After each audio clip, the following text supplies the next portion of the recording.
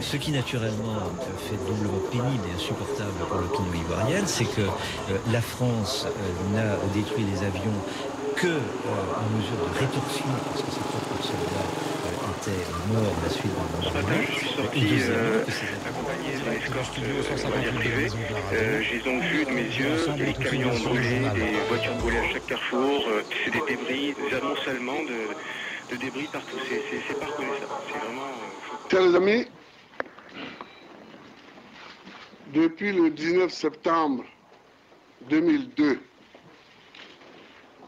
la Côte d'Ivoire est entrée en guerre avec elle-même.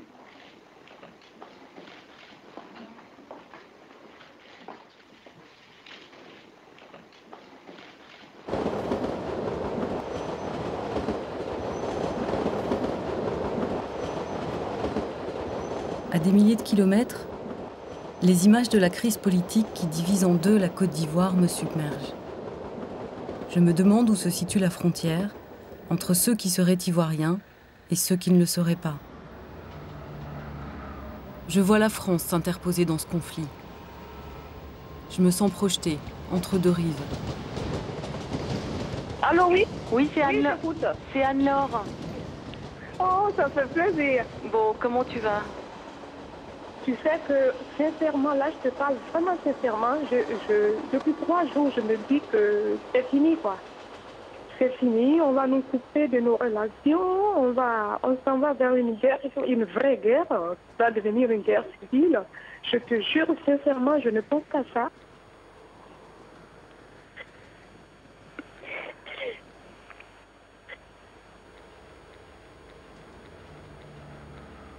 Je suis à bout, quoi. Je ne vois rien du tout. Que Dieu fasse que cette guerre ne nous mène pas à nous perdre de vue, quoi.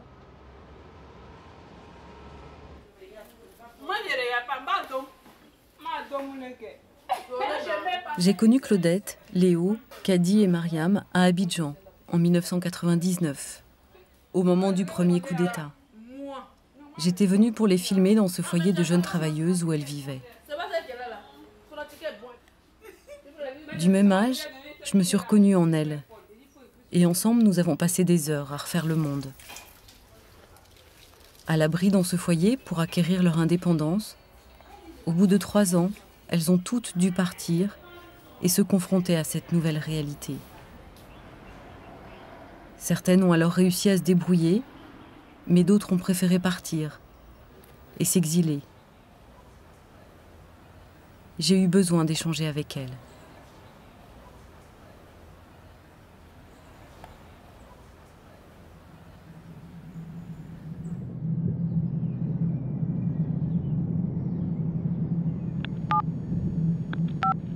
Pour un appel international, faites le 00 suivi de l'indicatif du pays et du numéro de téléphone de votre correspondant.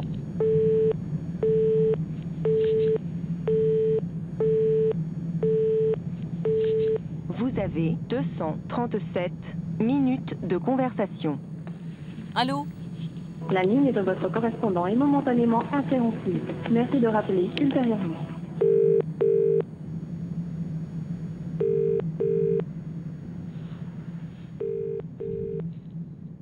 Depuis le début de cette crise, Mariam est la seule que je n'arrive plus à joindre.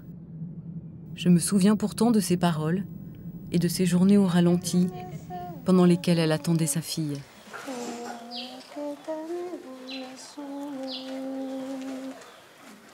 Portée contre une autre peau, j'ai aussi passé mon enfance dans ce pays. Des odeurs m'en reviennent encore et parfois j'entends à nouveau surgir la musique d'une voix.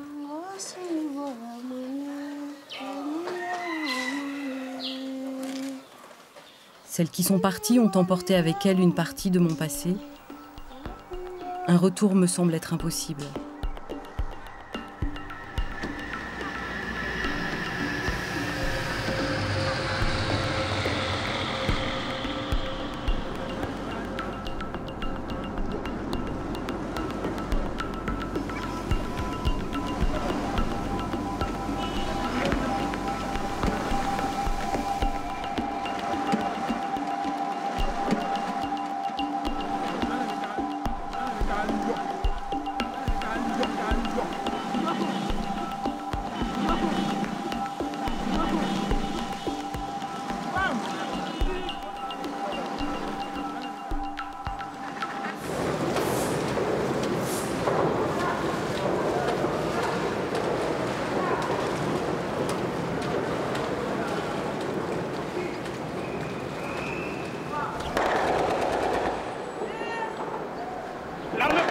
Nous, on est prêts à mourir avec notre président.